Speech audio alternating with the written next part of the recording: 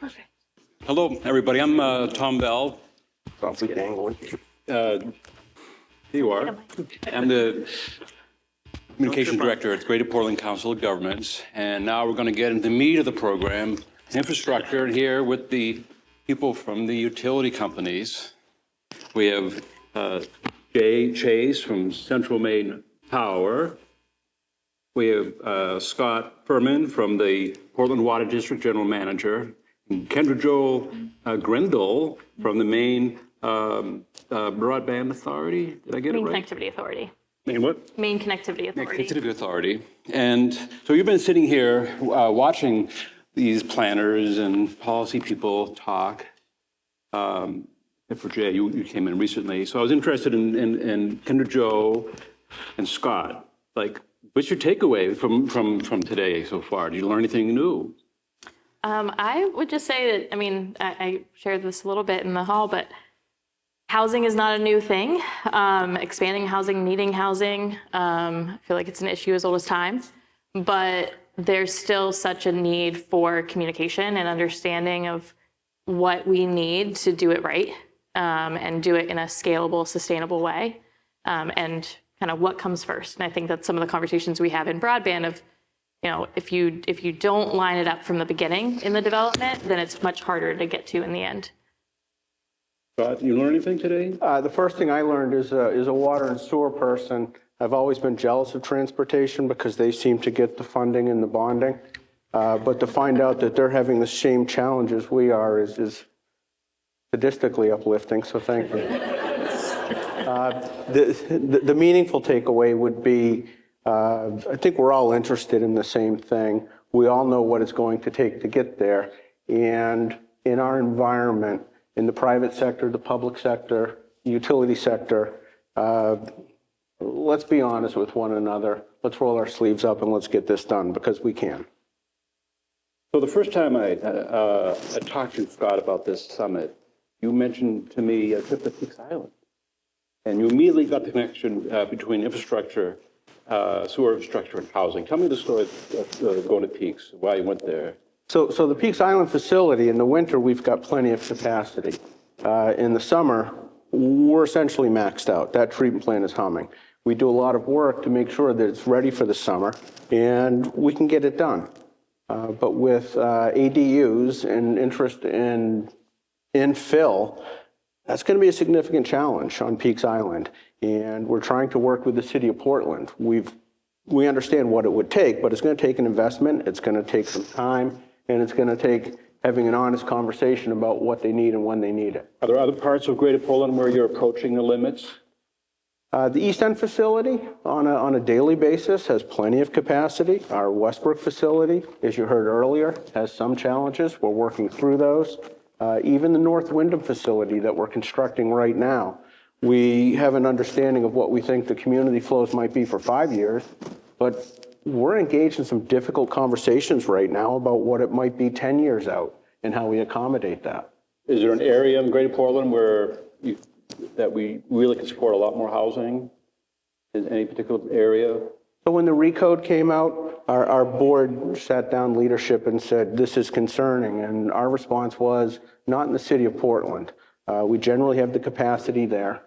And we are in the business of serving a community. We are essentially the backbone of the economic engine that allows our communities to be what they are. In Portland, we can handle growth, and we're excited to be able to do that. Jay, I'm confused about the shifting electrical demand. We get higher efficiency things, but then we have heat pumps and EVs. What's going on? Are we needing more power than before? Yes, we're certainly seeing an increase in demand, and we're seeing some future capacity constraints. And actually, you just sort of touched on, we're seeing a change, a seasonal change. Historically, we've been a summer peak system, meaning we have our most draw on the electric system in the summer. That's anticipated within the next 3 to 5 years to actually switch to be a winter peak due to a lot of the conversion and the beneficial electrification you've just talked about, the heat pumps and EVs coming online. So we are seeing some of the switch happening there. Kendra, I can see how like water and sewer, electricity, you really need those places, those services for housing. Sure. Do you need broadband really? I would argue that you do. From an economic standpoint and from a social capacity standpoint, yes. It's not a luxury. Internet connectivity, people want to live where they want to live. They don't necessarily want to always live where they work, right? Work where they live. And so from a remote work standpoint, from an economic small business standpoint, it's really critical that we expand internet infrastructure across the state and our general connectivity. We are on path to do just that for all of the places we know to be businesses and residential locations. The conversation today, particularly around new development, I think is where we need to continue to be at the table in the conversations. We have an immense amount of fiber expansion from federal investment, not just over the last couple of years, but into the next 5 years. As we look at where that fiber is being placed, it would be really helpful to understand where those increased demands from a residential standpoint are going to be to bring the private internet sector together at the table, which we play that role in a great deal with municipalities. As the director of community strategy, I get to do a lot of that conversation. The question around, do you need connectivity, do you not? We have to stop thinking about what our need is in this exact moment and the priority of those needs. We have to also be thinking about the next tenant in that location or what they are going to be needing a year from now, 2 years from now. I know that I use the internet different than I did even 6 months ago. It's always evolving. We are always evolving, and we shouldn't be holding ourselves back to that level of connectivity. This is a question for the whole panel. Sure. Are there locations where housing development makes sense from a land use perspective, but where utility infrastructure is a limiting factor? Let's see. So I guess I'll start from, clearly where our lines don't exist, that adds cost. So I would say, that's one of the drivers, one of the first conversations we generally have when developers sort of, engage or we start to talk with the municipalities, is to have conversations around understanding where existing capacity is. We've actually developed a few hosting capacity maps that are available online that show, they're planning level maps that sort of show on our distribution circuits where there's existing capacity and where there might be constraints. And we say they're planning level maps because if you were to look at those maps and you see a circuit that's red and yet you have a development concept there, it's worth the conversation because there are things that our engineer teams can do. If we know about future development, capacity, interest by municipality, again, if you're doing upzoning or a new industrial zone, we can start thinking about doing some load switching at substations or circuit ties, which would enable expanded capacity at a relatively limited exposure or cost. Well, how far ahead are you planning? 5 years, 10, 20? How many years? Yeah, we actually, some folks might be aware, we just recently submitted our integrated grid plan, which is a 10-year forecast to the PUC for review. So it's really sort of a 10-year, but it sets the foundation for looking out 20 and 30 years. But typically, working with our partners, it's about a 10-year forecasting that we do. So, Scott, expanding the source is very expensive. And how do you balance building capacity proactively versus waiting for certainty about development? So the Portland Water District on the water side, where we serve 11 communities and over 200,000 people, we're retail. So we have customers and we treat water and deliver it to them. In that model, development pays for development. So if you want to extend a water main or if you want to put in a neighborhood with water mains, the developer pays for that and at the end would turn it over to us. On the source side, it gets a little more complicated. We serve 6 communities. We are minority owners in the South Portland facility where we own 13% of that, and a minority owner in the Falmouth facility where we own 30% of that. So it's complicated. We do treatment, we do the big pipes. Often communities are doing the pipes that you would see in neighborhoods. So I think that's a complexity that adds to this issue where it must be a frustration sometimes figuring out who's got the answers on sewer capacity in my community. So, Kendra, Joe, we were talking in the hallway about the need for planning when it comes to broadband. It's a lot better if you can plan ahead rather than catching up. Yeah. How are you working with municipalities on this? So providing them data, first and foremost, helping them to understand where there is fiber networks in their communities, internet service. Not only communities need this information, we get a lot of requests from realtors as well. It's one of the top questions people have when they're buying a house or buying land. What is there interconnectivity in the area or even to the location? We have a great deal of data. Just in the recent couple of years, it's gotten a lot better in the broadband space around where internet connectivity is, what level of service it is, where it's not, where there are poles. We Consolidated Communications, or Fidium, CMP and Versant are the majority pole owners or co-owners in the state of Maine. So we work hand in hand with them on most of our infrastructure builds, because where there are poles, it's a lot easier to get internet connectivity to. Where there are not is where cost starts to incur a bit more to a homeowner or somewhere where there's a great deal of expansion needed. Jay, CMP is a private company. Mm-hmm. And, you know, community set goals for development and often includes expansion of services. But you have to answer to shareholders, board of directors, right? How does your business's consideration in approaching these investments? Like how walk me through the process. Well, I think the integrated grid plan that I just talked about, if anyone's had an opportunity to take a look at that, it's very much like a community's comprehensive plan. It lays out sort of the pathway for the next 10 years of where we see opportunities and where we see our challenges, which are going to require additional investments.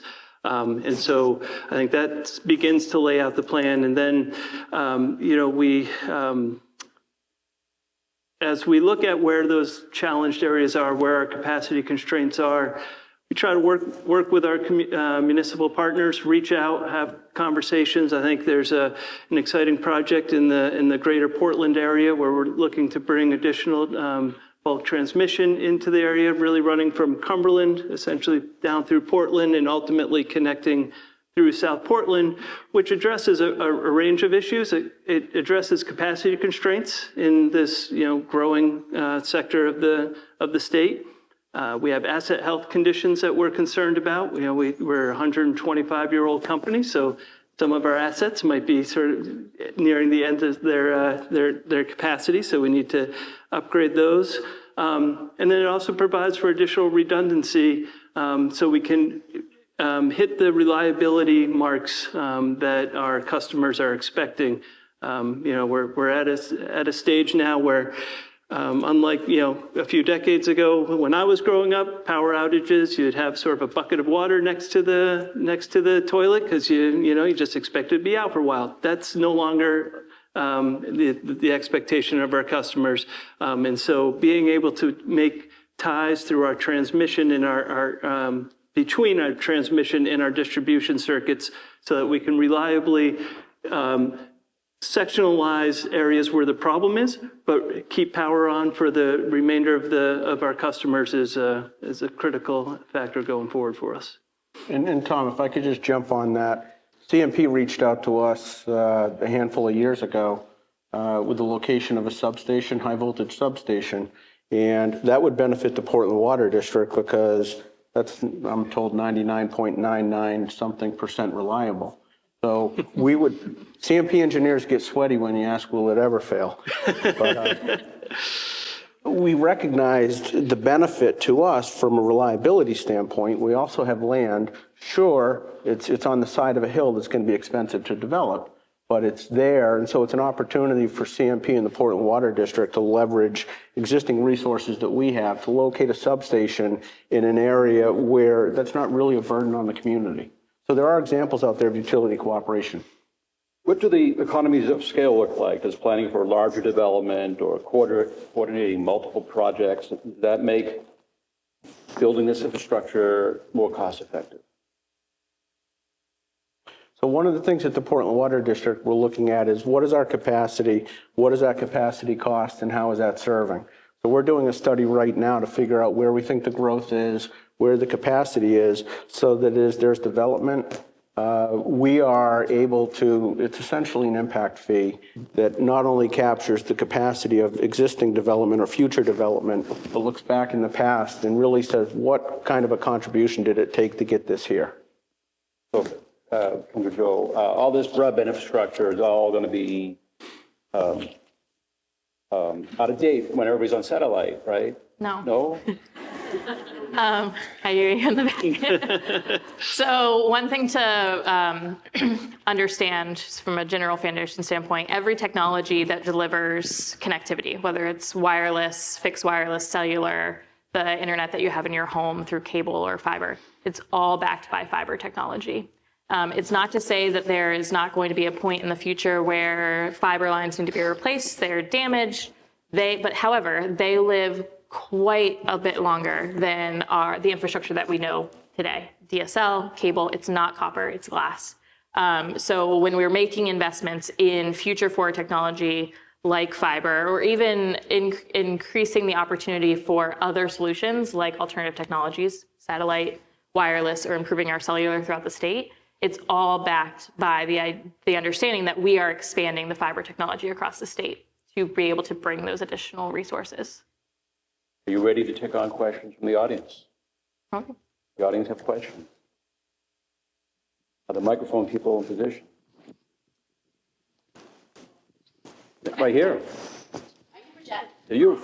Quick question. When I go to infrastructure, I am biased having done work in the broadband space, but I also feel like cellular infrastructure is another thing that communities rely on so heavily that not a lot of folks are talking about. So are there efforts to try to understand that and analyze it and address it in tandem with the broadband efforts? Because I think that's something that should be done and people should know about.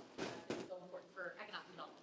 Sure. So we received funding last year for a wireless study through Northern Borders Regional Commission. We are going to launch that report by the end of February. It's very exciting for us because it's going to give us the first foundational understanding of what cellular connectivity is for the state of Maine. When our previous authority was launched back in the late 90s, 90% of Maine getting cellular was their goal. They didn't seem to care about internet access, and then they quickly realized they had it backwards. Now that we have expanded fiber throughout the state and all the way into our rim counties, we continue to do so. It gives us the infrastructure to build the towers, bring the technology, and also demonstrate the demand needed.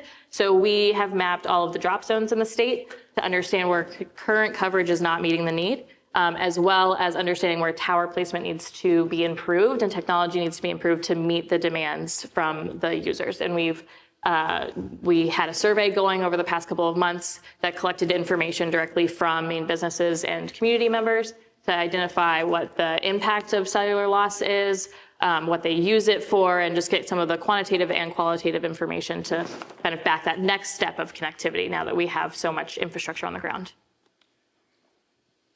Another question from the audience. I got one question. Electric, I'd like to see fixing your infrastructure, but how much product do you have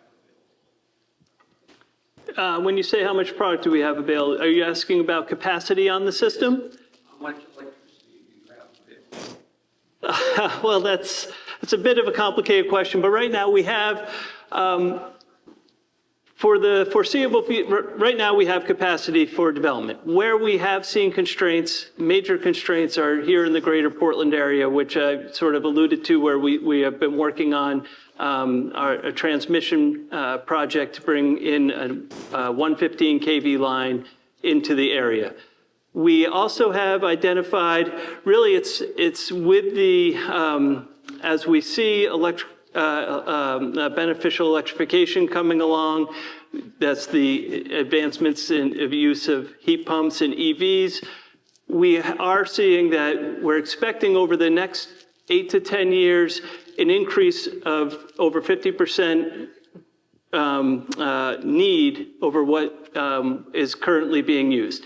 And so that will require investment in the bulk transmission. So that's where we work closely with our partners at ISO New England, that they're the folks, who, if you're not familiar, they could sort of regulate and control the bulk transmission system. And so we've certainly partnered closely with them.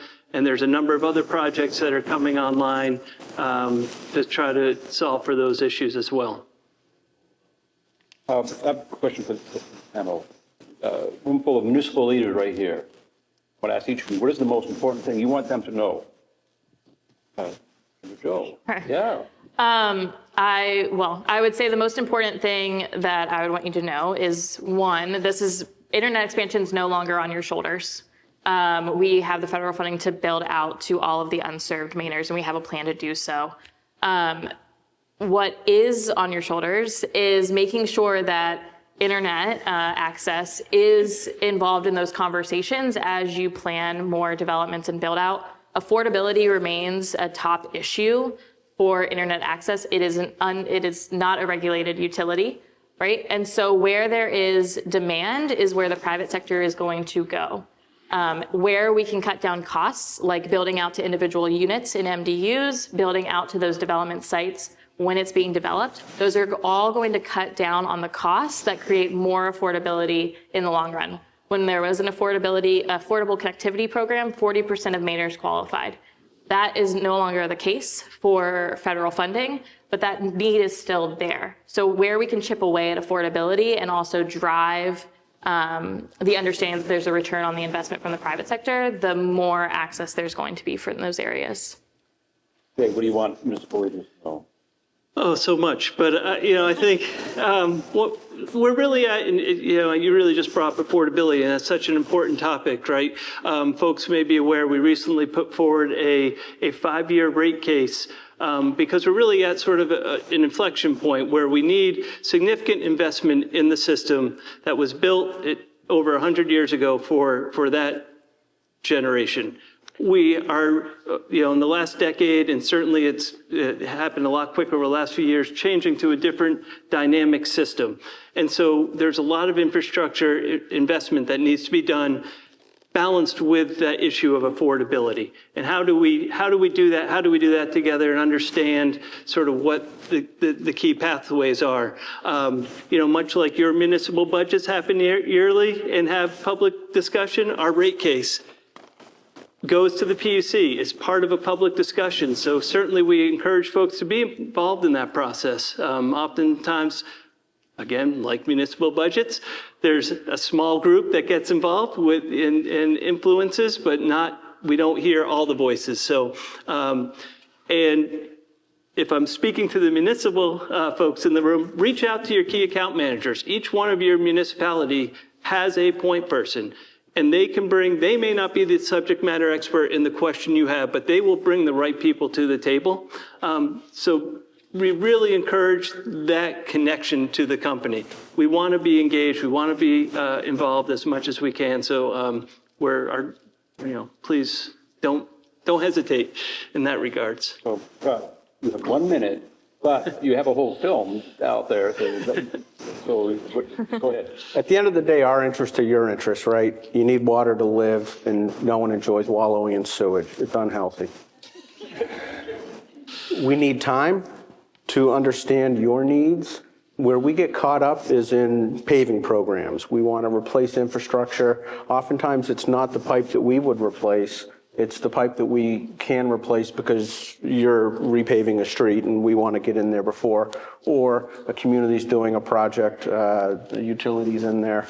I think the other thing is an understanding of affordability. Our rates today are not getting our work done.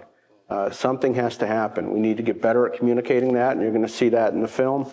And we need to be honest about it. We need to roll our sleeves up. We need to figure it out.